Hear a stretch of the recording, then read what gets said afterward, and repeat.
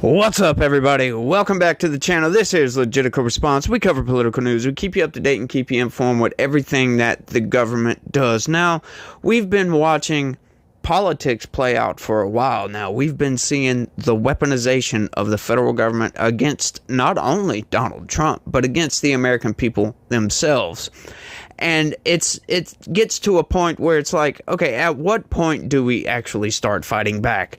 What point do we actually look at the crimes these people are committing, the Democrats and the left, and we start prosecuting these people? I mean, they have no problems whatsoever about coming after folks on the right for absolutely nothing in some instances. Look at January 6th. Some of these people, they didn't bust into the Capitol. They didn't fight with cops. They weren't violent whatsoever. Some of the people just went there just for the rally and had a good time. Walked through the Capitol.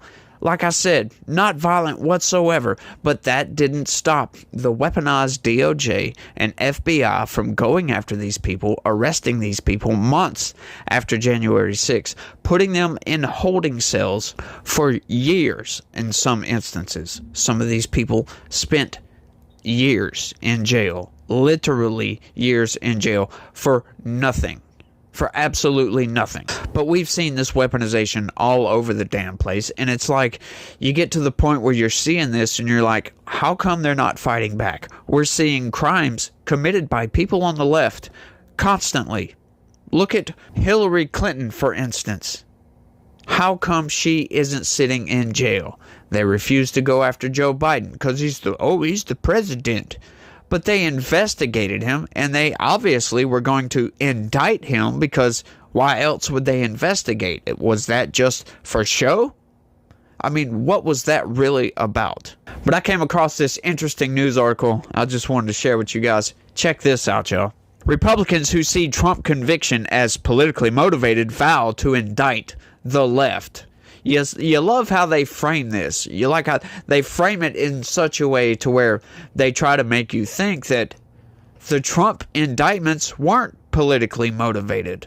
Yeah, they most certainly were politically motivated. I've got the video archive to prove it. It's analogous, essentially, to giving somebody a speeding ticket for going 1 mile an hour over the speed limit. You see that and you're like, well, that's freaking ridiculous.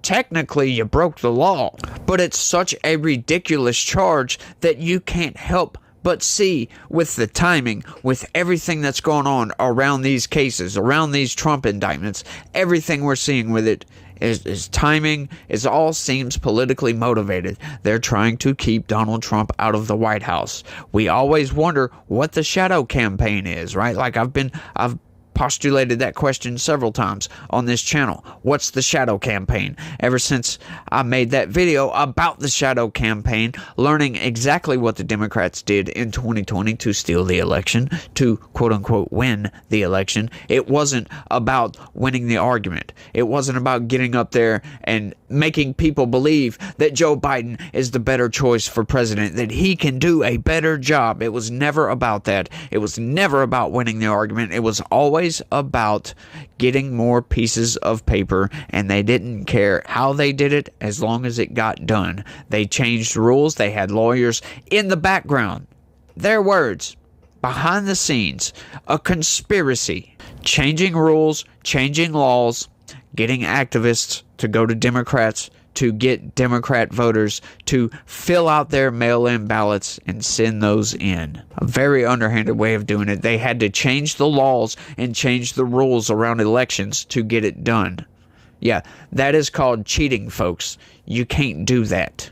It was wrong then. It's wrong now. So now that we know about their shadow campaign, we try to figure, okay, so what's the new shadow campaign? It appears to be lawfare at this point because they're going after Donald Trump for some of the most ridiculous cases I think I've ever seen in my entire life. This last case, the falsifying business records BS, elevating it to a felony. You know, the jury instructions alone were outright insane. That is not to speak of all the insanity with all the rest of that trial. But the jury instructions alone, I can't stress that point enough. That was just blows my mind. Like, it's a multiple choice of what crime. And the crimes to elevate falsifying business records, they weren't even charging him with. A lot of people don't even point that out. He was only charged with falsifying business records, but it was elevated from a misdemeanor to a felony on one of 3 crimes, or all of 3 crimes. It doesn't matter.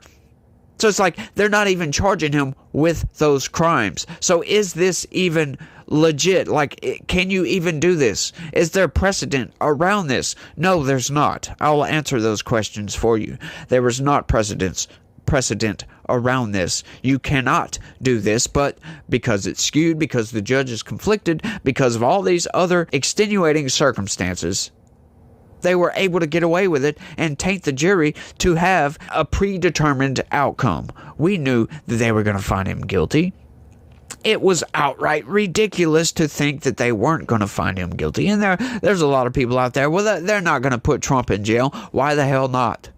Why wouldn't they try to put him in jail? They've been going to the most extreme situation, instance after instance, step after step after step. Why would they not go to the extreme with this one? Let's get into it. In the days since Donald Trump was convicted of 34 felonies in his criminal hush money trial, Republicans who view the case as politically motivated have coalesced around a new rallying cry: prosecute the left. Yes, when they commit crimes, indict them for those crimes and put them behind bars. That's what you're supposed to do with criminals, but they're writing this story out as if, oh, retribution, oh, it's revenge, oh, they're so bad, they're evil Republicans. Once again, like I said, it's never about the issue. It's always about the revolution. We are in a war for our culture, and politics is caught up in it. And these people have no problems whatsoever, like I said, about using lawfare to progress their political agendas. Candidates, office holders, and members of the former president's family have amplified Trump's call for retribution against political enemies and urged their fellow Republicans to start charging Democrats with crimes. No, it's not their political enemies. It's criminals. Yes, people that commit crimes. You cannot just charge somebody with a crime that they didn't commit, right? We don't want to stoop to their level. However, with all of these prosecutions, especially this criminal hush money trial, malicious prosecution is most definitely a thing, and I think we can outright prove that. Time for red state AGs and DAs to get busy, Rep. Mike Collins of Georgia wrote on X. Influential conservative activist Charlie Kirk urged Republican prosecutors to get creative in bringing charges, indict the left, or lose America, he said on X. That is right. When these people commit crimes, when they abuse the law to go after their political rivals, yes, indict these people. Those are crimes. Corruption is a crime. As a matter of fact, Trump is being charged with a RICO case down there in Georgia. That is racketeering, influence, corruption, all the like. Charge these people with corruption. This is a very corrupt district attorney up in Manhattan, Alvin Bragg, who campaigned, for God's sakes, on going after Donald Trump. And for what? Hey, there's the man. Let's find a crime. Oh, he falsified some business records. Oh, but he didn't really falsify the business records. It was Michael Cohen. But we can get Michael Cohen to say it was Trump's fault. Otherwise, we'll prosecute him for stealing money from Donald Trump. Yeah, like I said. In a podcast interview, Trump's oldest son, Donald Trump Jr., said, "We have to fight fire with fire." Yes, when you see these people committing crimes, yes, we need a district attorney to go after these people, investigate them, prosecute them, and hold them to a standard that you're supposed to hold elected officials to. We can't just let these people just trample all over the Constitution, all over the law, and get away with it. The calls to weaponize the judicial system against Democrats are a degree more intense than some other suggestions for retaliation that Republicans have made since the guilty verdict, such as calls to investigate the prosecutors in the Manhattan case, or for voters to give their own verdict by sending Trump back to the White House in November. You love how they frame that. Oh, they're weaponizing the Justice Department against Democrats.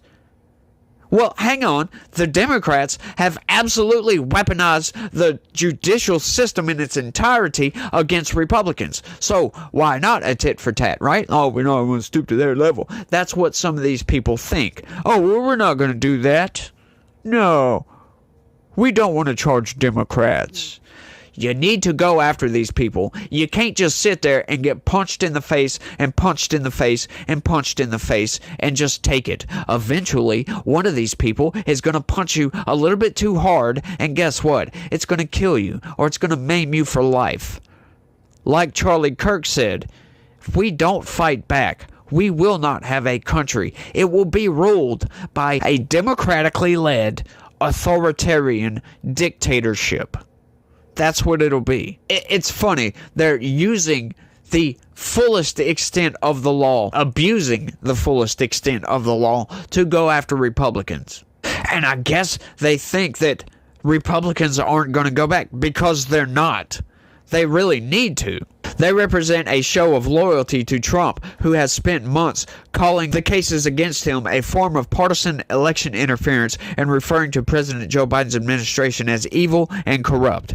They also signal a growing feeling among some Republicans that the felony conviction of a former president for falsifying business records to illegally influence an election crossed a boundary in judicial norms. Yes, because it was absolute BS.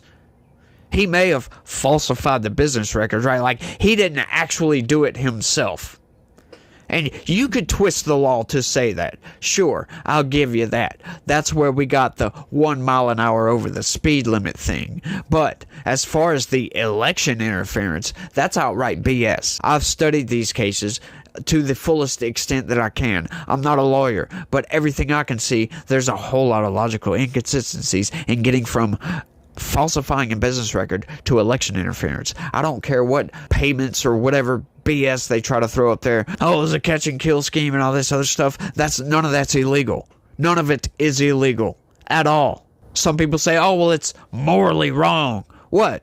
To have some privacy here? You don't want all your dirty business getting out there? Right? Like, we don't even know that Stormy Daniels had sex, right? Like, those are just allegations. She came out and said yes, but then she also denied it.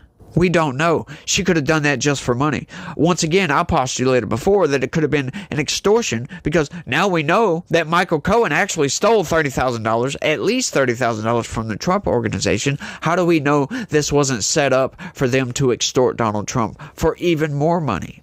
How do we know that? We don't. But just looking at the fact that they would not indict Michael Cohen for grand larceny for stealing from the Trump organization, just to get him to testify that, yes, Donald Trump instructed me to falsify these business records. But hang on. They're not even going after Michael Cohen for that. They're charging Donald Trump with that. Michael Cohen was a co-conspirator. Now we can actually see the weaponization of the federal government. For anybody who's on the Democrat side on this, you got to wake up and see what is actually going on here.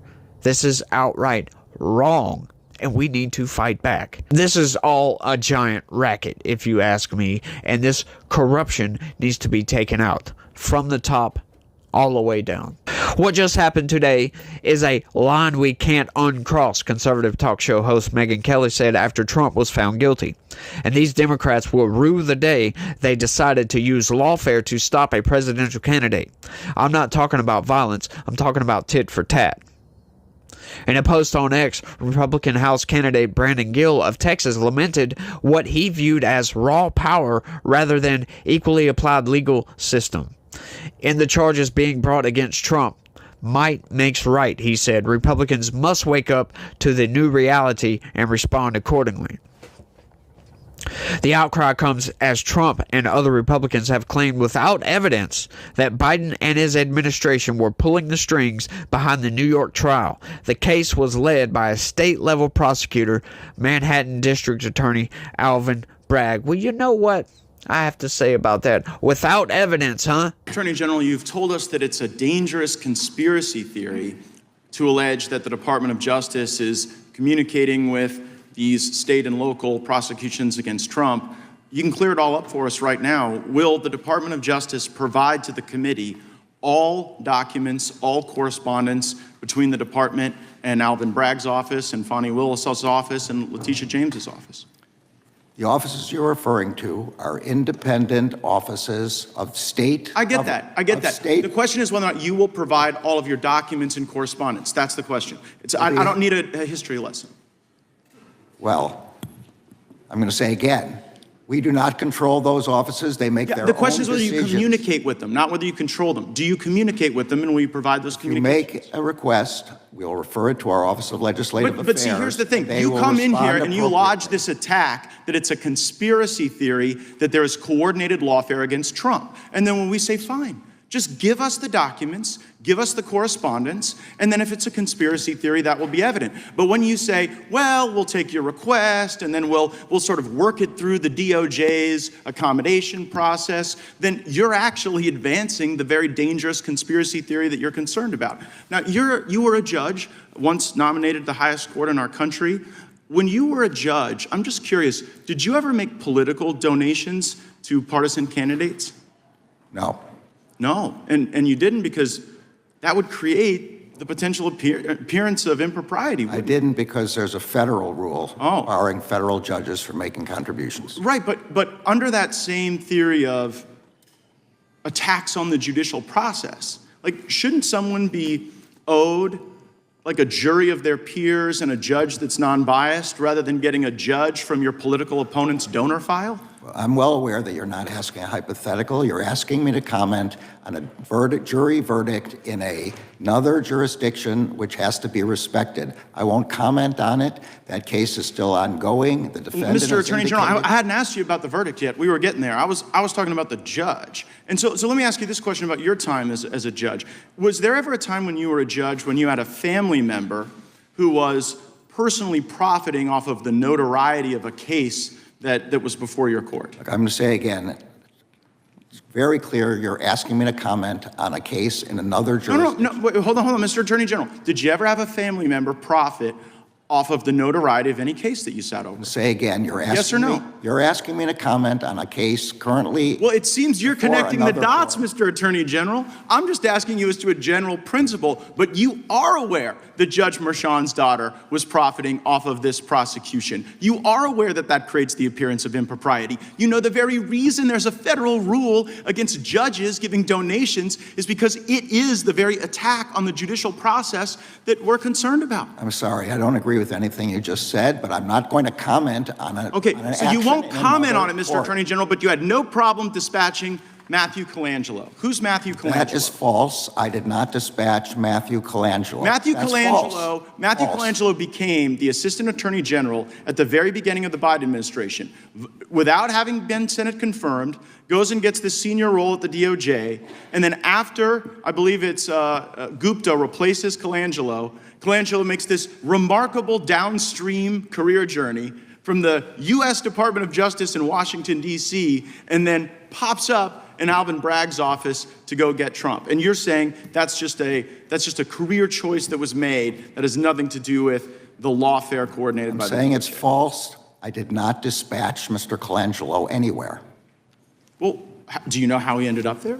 I assume he applied for a job there and got the job. But see, you know what? I can tell you I had nothing to do with it. Well, you might not have had anything to do with it, but we've got this contemporaneous evidence in Mr. Pomerantz's book. So Pomerantz writes this book, which I'm sure you're aware of, where he says, we put together the legal eagles to get Trump.